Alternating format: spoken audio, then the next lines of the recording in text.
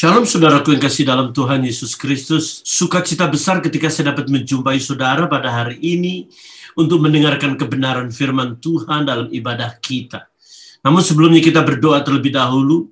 Bapa yang baik, kami bersyukur untuk apa yang Tuhan telah kerjakan dalam hidup kami sehingga kami boleh ada sebagaimana kami ada.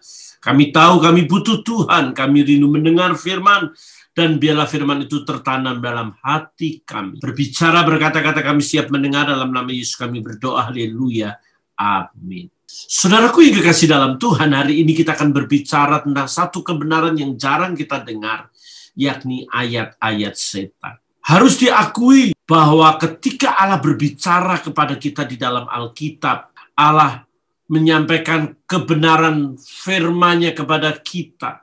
Di situ iblis dibiarkan berbicara. Bahkan iblis berdialog, konfrontasi. Bahkan iblis menyampaikan sesuatu idenya. Bahkan harus diakui seolah-olah perkataan iblis itu benar. Perkataan itu tepat. Perkataan itu mengalahkan perkataan Tuhan sendiri sehingga manusia bisa jatuh dalam dosa. Manusia berada dalam pilihan yang membingungkan. Iblis seolah-olah benar, sementara Allah seolah-olah salah. Jadi saudaraku, harus dipahami bahwa Allah ingin menyatakan suaranya dengan jelas, dengan tujuannya, kasih anugerah berkat rahmat-Nya. Iblis juga berbicara dengan jebakan, trik jahat, trik menghancurkan, membinasakan. Allah biarkan manusia ada di tengah-tengahnya, tinggal memilih. Tetapi kita merenungkan apakah bisa dikatakan bahwa ayat-ayat dalam Alkitab itu ada ayat-ayat setan. Namun sebelum kita belajar kebenaran itu, kita harus memahami dulu, kita harus mengerti dulu apa yang namanya presaposisi. Presaposisi itu berarti kita memiliki sebuah landasan. Preaposisi itu diambil dari bahasa Latin prae, sebelum, sub di bawah, ataupun nire meletakkan. Jadi preaposisi itu memiliki pengertian yang sempit, yakni sebagai titik awal yang harus diambil dalam proses berpikir atau berteori. Contoh, ketika kita berbicara alam semesta dan penciptaan manusia, dasar utamanya yang menciptakan langit dan bumi adalah Allah Tritunggal, Allah Bapa, Allah Anak, dan Allah Roh Kudus, Allah Abraham, Ishak, dan Yakub adalah Allah yang menciptakan segala sesuatunya. Itu dasarnya. Kita tidak berpikir Darwin dengan berbagai macam teorinya. Kalau kita berbicara soal ayat-ayat setan, dasarnya apa? Adalah Alkitab. Orang memandang Alkitab itu berbeda-beda. Yang pertama, bahwa orang mengatakan bahwa Alkitab itu bukan firman Tuhan. Itu kaum liberal. Itu orang-orang yang tidak memahami firman Tuhan dan berkata Alkitab itu bukan firman Tuhan. Bahkan ada yang berkata Alkitab itu firman Tuhan tapi salah, harus dibetulkan. Jadi ada orang yang mengklaim bahwa kebenaran itu membetulkan firman Tuhan Alkitab, ayat-ayat sebelum kebenaran itu muncul. Itu yang pertama. Yang kedua, orang berkata Alkitab itu berisi firman Tuhan. Alkitab berisi firman Tuhan ini adalah kelompok orang-orang yang liberal juga, yang menolak segala sesuatu yang supranatural di dalamnya. Dia tidak mempercayai mujizat, dia tidak mempercayai bahwa Yesus lahir dari anak darah. Mana mungkin anak darah yang belum bersuami bisa hamil. Dan penolakan ini adalah penolakan orang-orang dalam kelompok yang liberal tadi, seperti Bultmann dan lain sebagainya. Jadi menolak Alkitab sebagai firman Allah dalam pengertian yang sangat-sangat objektif sekali. Dia menganggap bahwa Alkitab itu sesungguhnya hanya sekedar mitos atau fakta sejarah yang salah, tidak terlalu penting. Yang penting bagaimana mendapatkan makna yang sesungguhnya dari cerita tersebut. Alkitab itu hanya berisi firman Tuhan. Kalau kisah itu diambil dan diterjemahkan, tentu memiliki makna sebagai firman Tuhan. Yang kedua, Alkitab itu menjadi firman. Itu kelompok-kelompok dari Karl Barth. Alkitab itu hanya buku biasa. Alkitab itu hanya berisi cerita-cerita, pengalaman-pengalaman orang-orang di zaman dahulu tentang Tuhan. Jadi dia menjadikan Alkitab itu terlalu subjektif. Alkitab itu firman Tuhan atau tidak, tergantung siapa yang membacanya. Kalau pengajaran karismatik, dia memiliki kebenaran seperti ini, reformer seperti ini, ya tergantung siapa yang membaca. Dan Alkitab itu ada begitu banyak pandangan-pandangan di dalamnya. Alkitab bisa menjadi firman Allah ketika seseorang berteologi, jadikan mitos-mitos itu menjadi kebenaran demi kebenaran. Yang terakhir, Alkitab adalah firman Tuhan. Alkitab, siapapun yang berkata-kata, siapapun yang berbicara di situ, berada dalam kerangka pewahyuan dari Roh Kudus. Jadi Roh Kuduslah yang mengendalikan semua penulis-penulis. Roh Kuduslah yang mengkoordinir, memberikan pewahyuan melalui pengalaman, melalui wawancara, bertanya, kesaksian, dan pewahyuan dari Roh Kudus, dan kemudian mereka menulis. Jadi perkataan iblis pun itu diwahyukan oleh Roh Kudus, sehingga orang percaya tidak boleh kehilangan Roh Kudus sebagai kebenaran.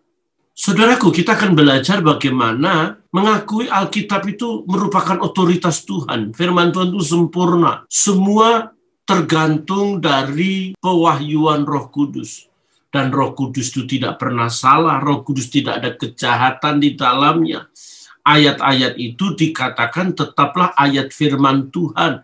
Sekalipun ayat itu merupakan perkataan-perkataan daripada setan sendiri. Dan itu tidak bisa kita ambil sebagai contoh kehidupan kita. Karena setan, iblis yang berbicara dan berkata-kata, itu memiliki tendensi yang sangat menghancurkan. Jebakan, tipuan, trik-trik jahat, walaupun seolah-olah baik. Mari kita pelajari hal yang pertama. Dalam Kejadian pasal yang ketiga, mari kita lihat sebentar. Kejadian pasal 3 saya bacakan kepada saudara mulai ayat yang pertama. Adapun ular yang paling cerdik dari segala binatang di darat yang dijadikan oleh Tuhan Allah. Ular itu berkata kepada perempuan itu, tentulah Allah berfirman semua pohon dalam taman ini jangan kamu makan buahnya, bukan? Lalu saut perempuan itu kepada ular itu, buah pohon-pohonan dalam taman ini boleh kami makan. Tetapi tentang buah pohon yang ada di tengah-tengah taman, Allah berfirman, jangan kamu makan ataupun raba buah itu, nanti kamu mati. Tetapi ular itu berkata kepada perempuan itu, sekali-kali kamu tidak akan mati. Tetapi Allah mengetahui bahwa pada waktu kamu memakannya matamu akan terbuka dan kamu akan menjadi seperti Allah, tahu tentang yang baik dan yang jahat. Perempuan itu melihat bahwa buah pohon itu baik untuk dimakan dan sedap kelihatannya. Lagi pula pohon itu menarik hati karena memberi pengertian. Lalu ia mengambil dari buahnya dan dimakannya dan diberikannya juga kepada suaminya yang bersama-sama dengan dia. Dan suaminya pun memakannya. Maka terbukalah mata mereka dan maka mata mereka berdua dan mereka tahu bahwa mereka telanjang.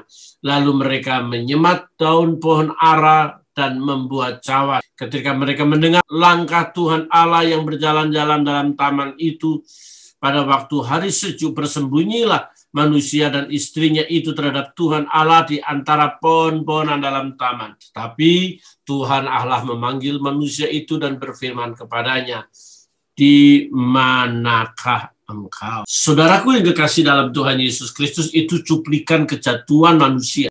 Memang yang menggoda Hawa itu bukan iblis, bukan setan.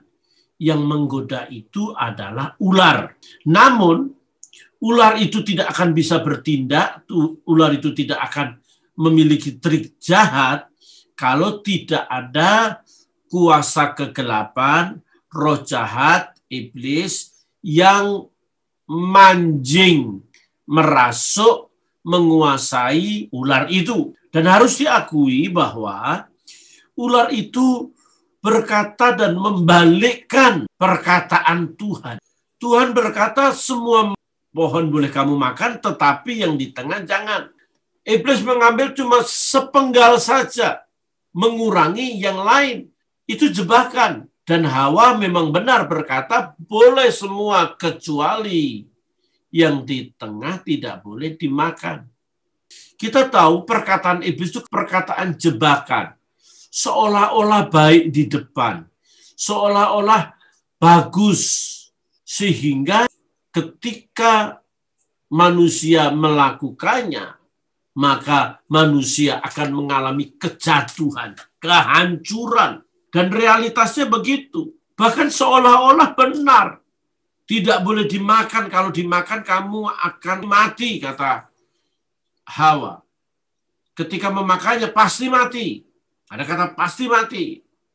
Saudaraku, kita harus memahami juga. Kita tidak pernah mendengar berita kematian sebelum Hawa dan Adam dan Hawa jatuh dalam dosa. Berita kematian.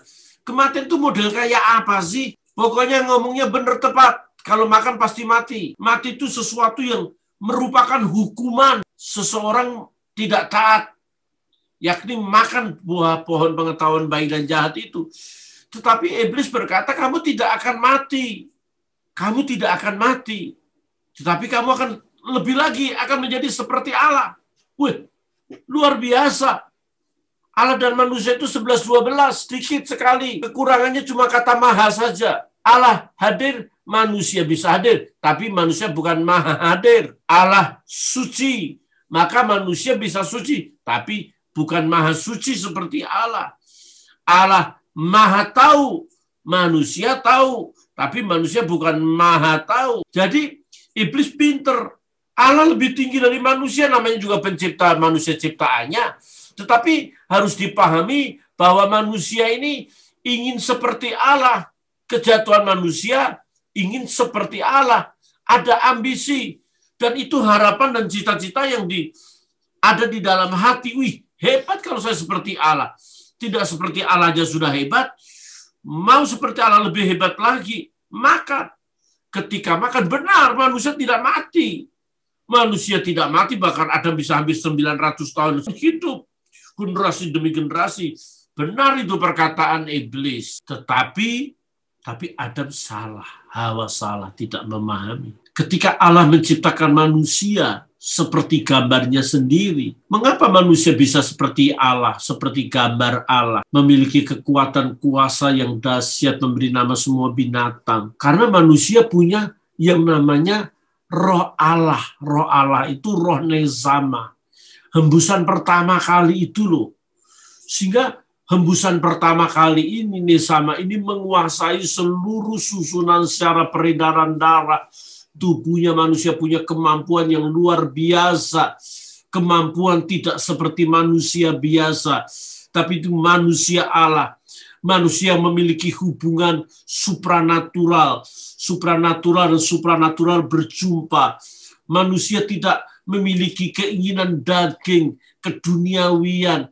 Manusia tidak memiliki nafsu perzinahan. Oleh sebab itu, tidak ada keinginan yang lebih lagi manusia bersetubuh dengan istrinya. Itu dikisahkan sesudah jatuh dalam dosa. Apakah kita mengerti sebelum manusia jatuh dalam dosa, manusia sudah berhubungan badan dengan Hawa, Adam dan Hawa? Kita tidak jelas itu. Tapi itu bukan merupakan kebutuhan pokoknya. Karena manusia itu makhluk roh. Makhluk roh itu nesama yang menguasai. Nesama itu yang membuat manusia punya hidup. Hidup itu manusia punya nefes. Nefesnya manusia itu nafasnya binatang sama itu.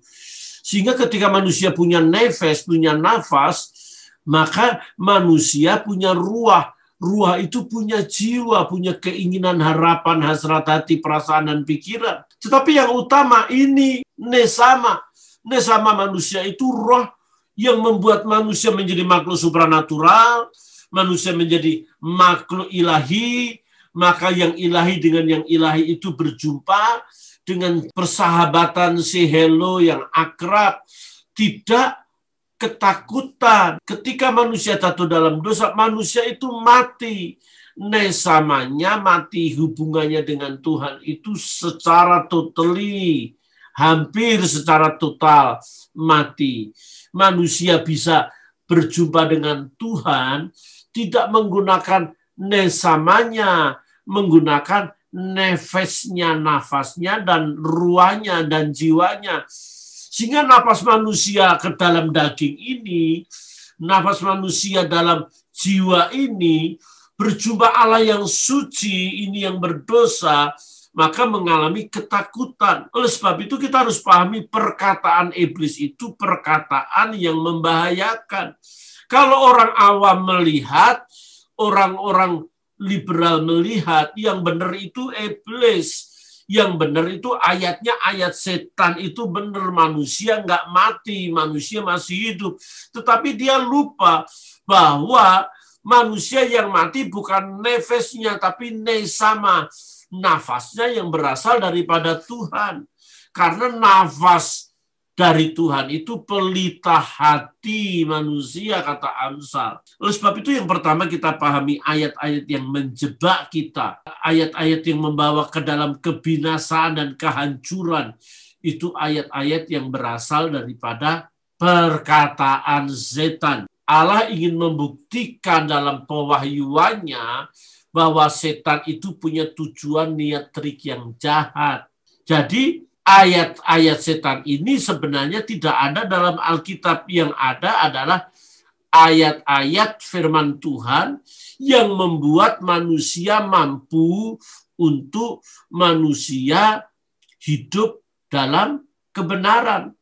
Sejak awal iblis itu menipu. Kita lihat, saudaraku yang kekasih dalam Tuhan, Yesus berkata kepada kita, iblislah yang menjadi bapamu dan kamu ingin melakukan keinginan-keinginan bapamu.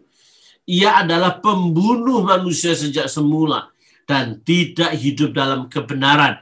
Sebab di dalam dia tidak ada kebenaran. Apabila ia berkata dusta, ia berkata atas kehendaknya sendiri. Sebab ia adalah pendusta dan bapa segala dusta, dalam Yohanes 8 ayat 44.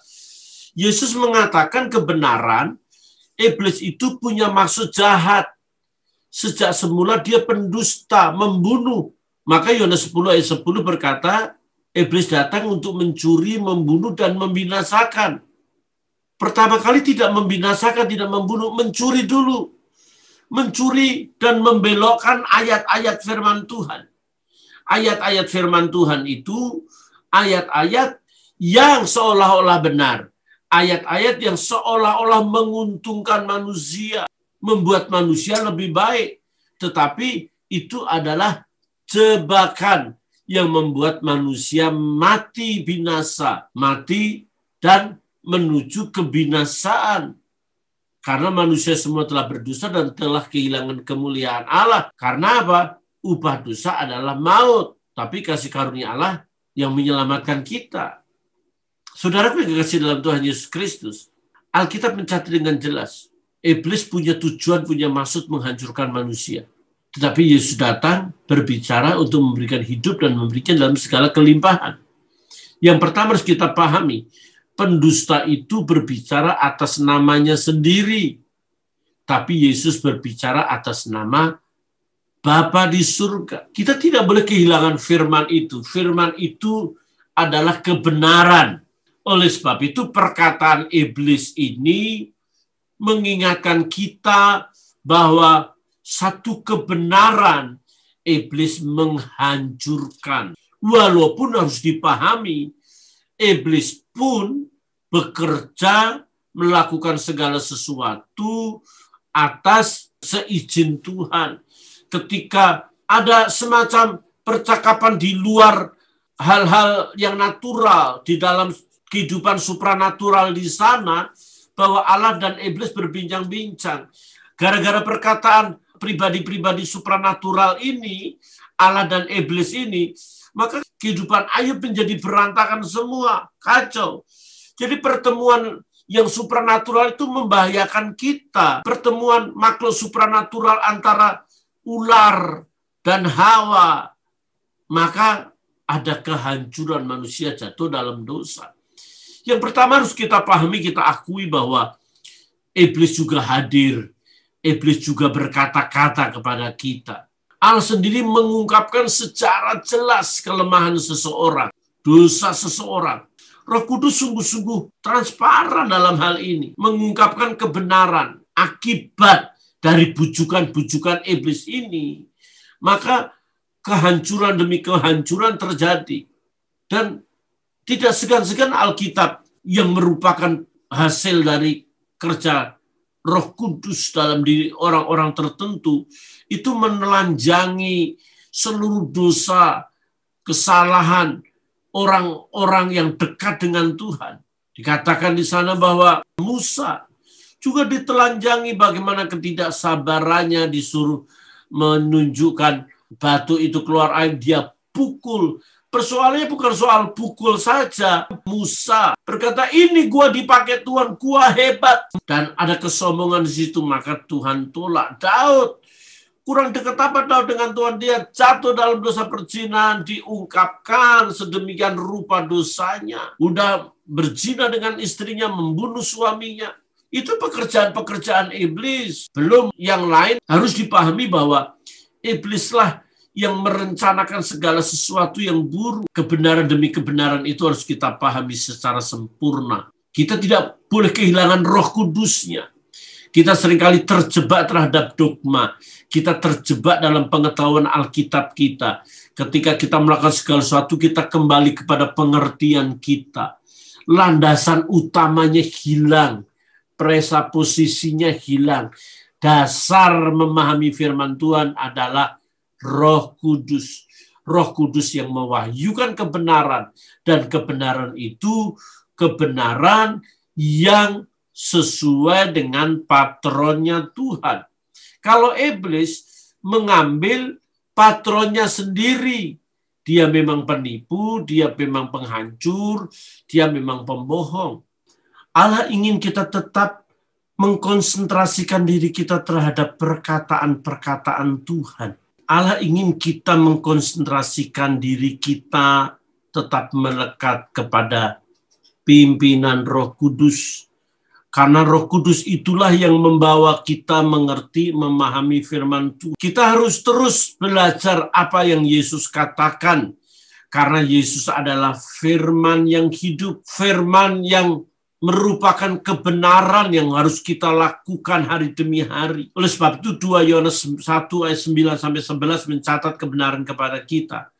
Setiap orang yang tidak tinggal di dalam ajaran Kristus tetapi melangkah keluar dari situ tidak memiliki Allah. Barang siapa tinggal di dalam ajaran itu, ia memiliki bapa maupun anak. Jikalau seorang datang kepadamu dan ia tidak membawa ajaran ini, janganlah kamu menerima dia di dalam rumahmu dan janganlah memberi salam kepadanya. Sebab barang siapa memberi salam kepadanya, ia mendapat bagian dalam perbuatannya yang jahat.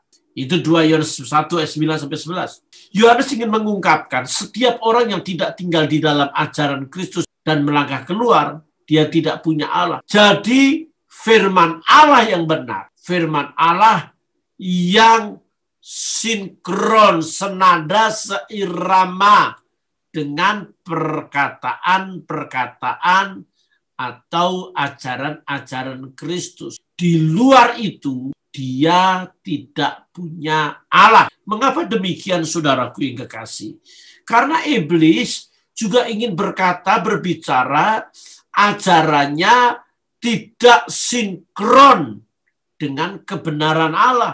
Maka Alkitab memvonis dengan jelas siapa mereka yang tidak mengakui Yesus. Alkitab jelas mencatat identitas iblis itu. 1 Yohanes 2 ayat 22. Siapakah pendusta itu? Bukankah dia yang menyangkal bahwa Yesus adalah Kristus? Dia adalah anti-Kristus, yaitu yang menyangkal baik Bapa maupun anak. Jadi Yesus mengatakan iblis pendusta sejak semula, iblis pembunuh sejak semula, dan Yohanes mengungkapkan bahwa pendusta itu adalah antikris. Siapa antikris tidak tinggal di dalam ajaran Kristus, karena antikris itu mengatakan Yesus bukanlah Kristus. Kristus itu Mesias. Kristus itu adalah yang diurapi, Mesias, Tuhan sendiri yang hadir di tengah-tengah kita. Siapa pendusta itu? Bukankah dia yang menyangkal Yesus adalah Kristus? Saya ingin beritahu sesuatu kepada saudara. Ketika saudara berada dalam ajaran Yesus adalah Kristus, saudara sedang berada dalam ajaran Kristus. Ajaran Kristus itu mengakui bahwa Yesus adalah Tuhan, Yesus adalah firman yang hidup. Saudara, ini kebenaran yang Alkitab katakan. Ketika saudara mempercayai Bapa yang baik bersama anaknya Yesus Kristus, saudara tidak sedang berada di dalam kelompok para pendusta itu. Saudaraku, sejak skandal Taman Eden, iblis terus-menerus berusaha menjatuhkan umat pilihan. Harus dipahami bahwa Allah menciptakan manusia jauh lebih daripada menciptakan pimpinan tertinggi Lucifer itu. Lucifer tidak diciptakan menurut gambar dan rupa Allah. Tuhan itu begitu dendam, begitu marah, begitu kecewa dengan iblis yang diberi kesempatan, diberi jabatan, dan kemudian dia diberi kekuasaan menguasai surga dengan berbagai macam talenta yang diberikan. Tetapi dia masih ingin seperti Allah. Maka iblis dibuat sebagai penggantinya. Mungkin kalau dapat dibahasakan dalam bahasa manusia, jengkel-jengkelnya Tuhan, marah-marahnya Tuhan. Dia ingin katakan kepada iblis, kepada Lucifer itu, lihat lo ya, gue ciptakan sesuatu yang lebih daripada you, yakni manusia. Maka Allah menciptakan manusia dengan seluruh kemampuan kekuatannya. Dia berikan nisamanya, dia berikan kuasa, dia berikan kemampuannya kepada manusia itu. Dia berikan hak bebasnya. Dan iblis tahu itu. Iblis begitu marah. Iblis ingin mengambil alih bahwa yang berkuasa adalah dia.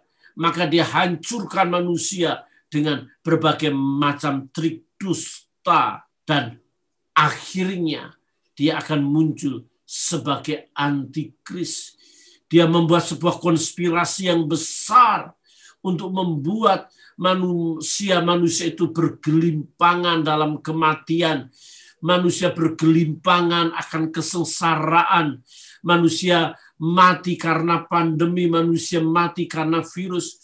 Saudaraku yang kekasih, ini konspirasi jahat daripada iblis yang merasuk di dalam diri orang-orang yang sengaja dipakai oleh iblis untuk menghancurkan peradaban manusia. Saya heran sampai sekarang orang masih belum sadar bahwa pandemi ini, bahwa virus COVID-19 ini adalah sebuah rekayasa jahat dari kuasa kegelapan yang menggunakan manusia-manusia tertentu, membuat konspirasi untuk menghancurkan manusia. Ini konspirasi, tetapi kita harus punya inspirasi daripada Tuhan. Inspirasinya daripada Tuhan, kita tahu bahwa pekerjaan iblis ini mencuri, membunuh, dan membinasakan. Dia mencuri kebahagiaan manusia.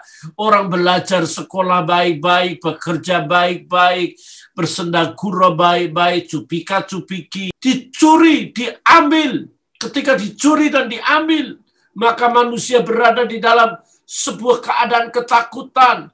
Tidak lagi ada jabat tangan. Tidak ada lagi sendagura satu dengan yang lain.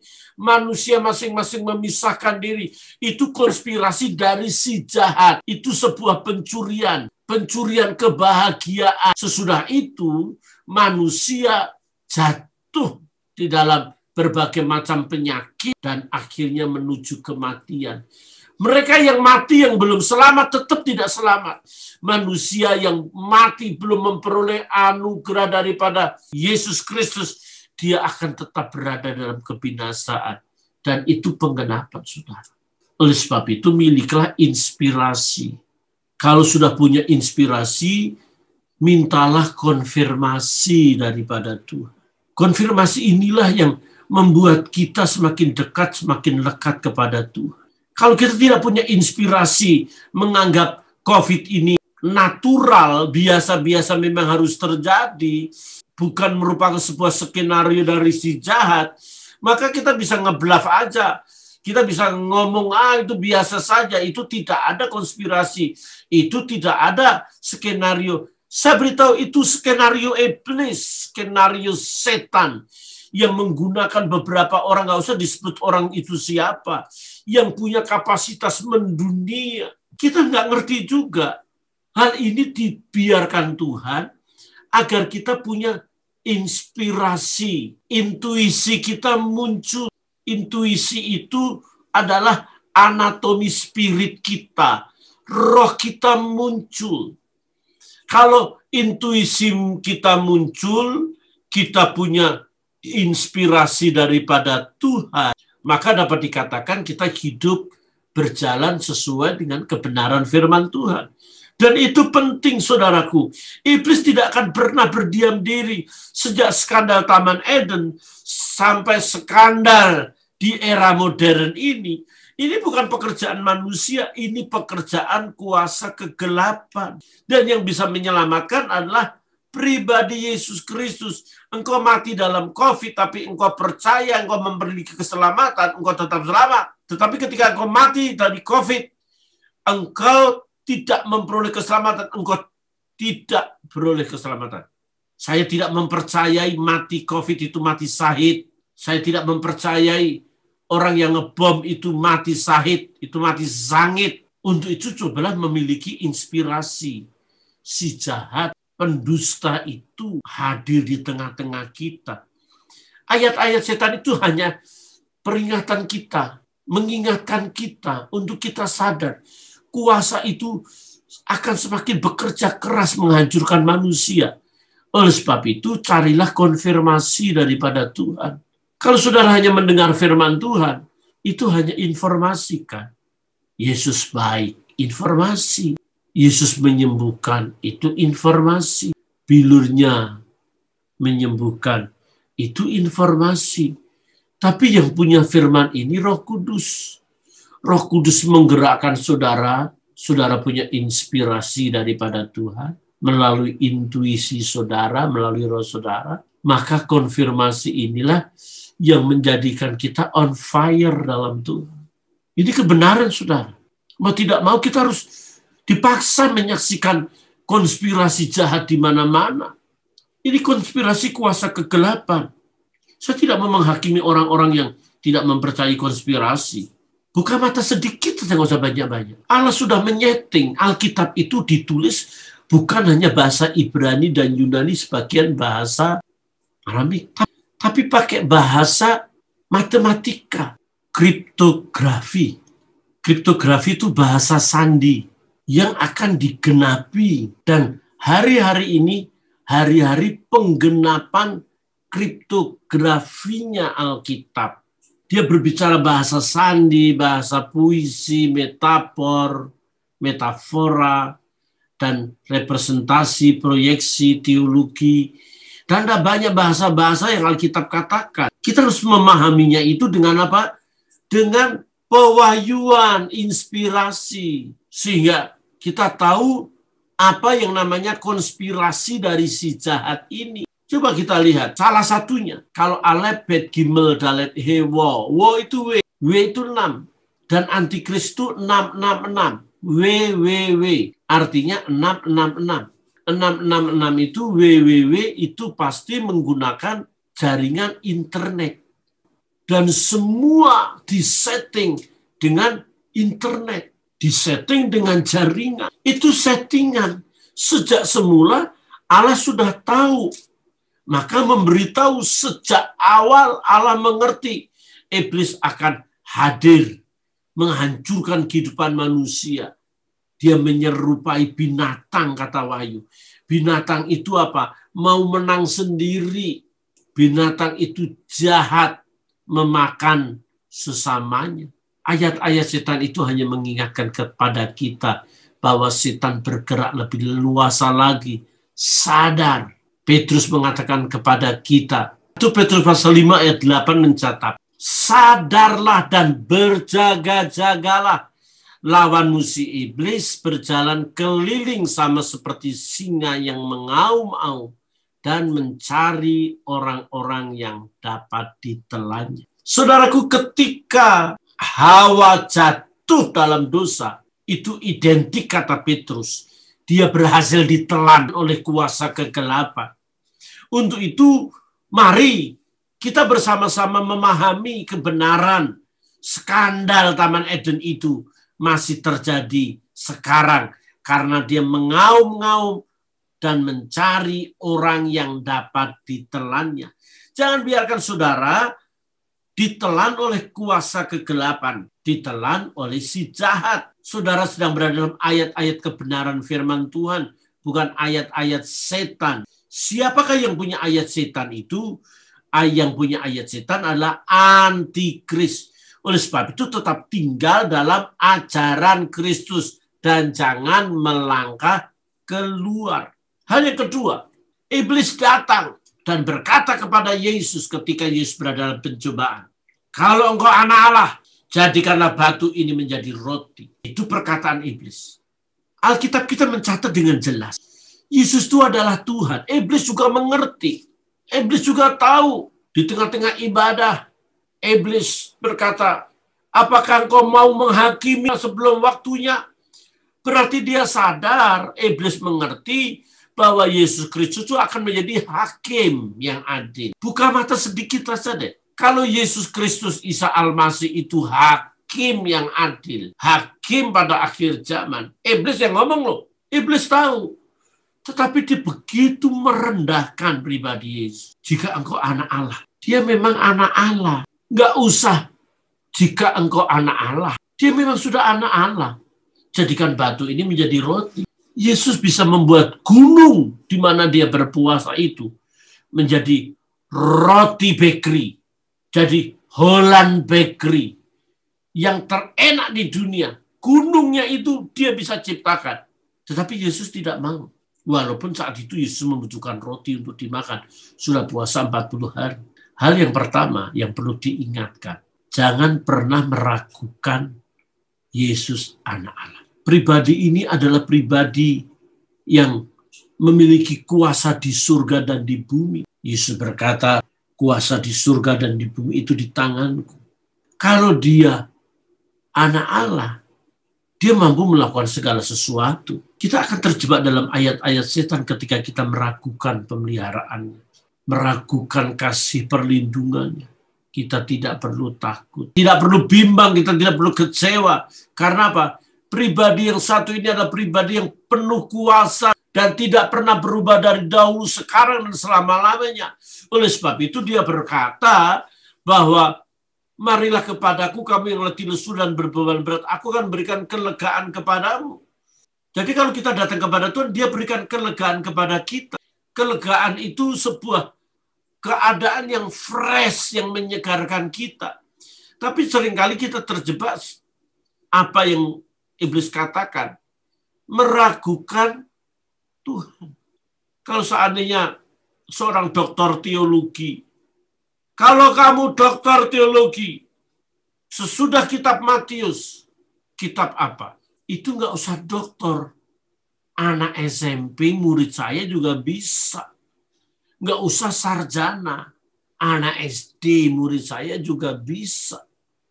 Hal yang kedua, jangan pernah meragukan akan kemampuan Tuhan dalam hidup kita. Kalau engkau anak, yakinlah engkau anak yang dipelihara oleh Bapa. Ketika engkau hamba, yakinlah engkau dipelihara oleh majikanmu. Jika engkau tentara, engkau akan diperlengkapi oleh komandanmu. Oleh sebab itu, saudaraku yang kekasih, mari kita belajar tidak pernah ragu-ragu. Alkitab berkata kepada kita, 1 Korintus 10 ayat 12 mengatakan, sebab siapa yang menyangka bahwa ia teguh berdiri, hati-hatilah supaya ia jangan jatuh. Saudaraku yang kekasih, seringkali kita menganggap kita anak Tuhan, kita setia ke gereja, kita melayani, kita kuat, padahal kita meragukan kemampuan Allah dalam hidup kita. Dan akhirnya kita jatuh. Kita tidak punya nyali untuk melayani. Kita tidak punya nyali untuk mendemonstrasikan kuasa Allah. Kita tidak punya nyali untuk menyatakan Yesus adalah Tuhan. Kita matikan penginjilan, kita matikan misi, kita matikan gerakan Roh Kudus dalam hidup kita. Kita seolah-olah kuat, tetapi kita meragukan Yesus Kristus seperti iblis meragukan kemampuan Tuhan. Dan saudara tahu, kemampuan itu diberikan kepada saudara, diberikan kepada kita. Ketika Allah yang roh itu menjelma menjadi manusia di dalam diri Yesus Kristus, maka roh Kristus hadir mengubahkan hidup kita. Sehingga kita menjadi orang-orang yang rohani, manusia-manusia ilahi, manusia-manusia yang sudah dibasuh dengan darah, manusia yang sudah diampuni dosa, dijauhkannya sejauh timur dari barat. Harus dipahami kita ini manusia rohani dan dibiarkan oleh Allah untuk tinggal di dunia, bukan saja menghasilkan buah, tetapi kita punya pengalaman-pengalaman jasmani yang bisa menjadi berkat buat banyak orang. Tetapi harus diakui, kita seringkali tidak sadar itu. Kita menganggap kita adalah manusia-manusia jasmani yang terus berusaha menjadi rohani, yang terus mencari hal-hal yang rohani supaya kita berkenan kepada Allah. Tidak demikian. Kita adalah manusia-manusia rohani yang sudah dibersihkan dari segala kecemaran kita. Dan kita punya pengalaman-pengalaman jasmani. Di pengalaman jasmani inilah kita seringkali jatuh. Kita meragukan akan kemampuan dan kekuatan Tuhan. Alkitab mencatat kepada kita, Kolose pasal 2 ayat 9 mencatat, sebab dalam dialah berdiam secara jasmania seluruh kepenuhan kealahan. Ayat 10 dari Kolose pasal 2, dan kamu telah dipenuhi. Ingat ya, dan kamu telah dipenuhi di dalam Dia. Dialah kepala semua pemerintahan dan penguasa. Saudaraku, kebenaran ini luar biasa, saudara. Kebenaran ini luar biasa. Efesus 3 ayat 19 mengatakan, dan dapat mengenal kasih karunia, dan dapat mengenal kasih itu sekalipun ia melampaui segala pengetahuan, aku berdoa. Efesus 3:19 yang terakhir mengatakan, aku berdoa supaya kamu dipenuhi di dalam seluruh kepenuhan Allah. Dan kepenuhan Allah itu, saudaraku yang kekasih, Efesus 4 ayat 13 mencatat, saya bacain kepada saudara, sampai kita semua telah mencapai kesatuan iman dan pengetahuan yang benar tentang anak Allah, kedewasaan penuh. Sampai kita semua telah mencapai kesatuan iman dan pengetahuan yang benar tentang anak Allah, dan tingkat pertumbuhan yang sesuai dengan kepenuhan Kristus. Saudara, orang yang tidak meragukan akan kemampuan Kristus, maka orang itu dipenuhi oleh kepenuhan Kristus. Apa kepenuhan Kristus? Kepenuhan Kristus yang pertama, kita bertumbuh dalam pengetahuan kebenarannya. Kita bertumbuh semakin mengerti perkataan dan perasaan Yesus. Kita seirama, senyawa. Perkataan-perkataan Yesus menjadi perkataan-perkataan kita. Ketika kita belajar menjadi perkataan Kristus, maka kita akan belajar dalam pertumbuhan karakternya Kristus. Kalau kita bertumbuh dalam karakternya Kristus, maka kita akan bertumbuh dalam kuasa yang Yesus miliki. Jadi ayat-ayat setan itu mengingatkan kepada kita bahwa setan pernah merendahkan Yesus. Jika engkau anak Allah. Jika engkau anak Allah. Jangan pernah meragukan Tuhan. Melainkan sebaliknya, kita memenuhi diri kita dengan kepenuhan Kristus. Sehingga kita melakukan apa yang Yesus lakukan. Kita bisa menjadi serupa Kristus oleh pimpinan Roh Kudus. Kiranya Tuhan memberkati saudara. Haleluya. Mari kita berdoa. Bapa, kami tahu bahwa kami belajar kebenaran. Dan biarlah kebenaran mengingatkan kepada kami untuk kami tidak jatuh dalam bujukan iblis. Kami terus-menerus untuk melakukan hal yang terbaik, hidup dalam kepenuhan Kristus, sehingga kami tidak meragukan apa yang Yesus lakukan dalam hidup kami. Kami bersyukur dalam nama Yesus berdoa. Haleluya. Amin. Saudara, biarkanlah saudara terus bertumbuh dalam iman, melalui subscribe dan komen, like, bunyikan lonceng. Kami akan mengirimkan renungan-renungan harian buat setiap saudara. Kiranya Tuhan memberkati. Haleluya. Amin.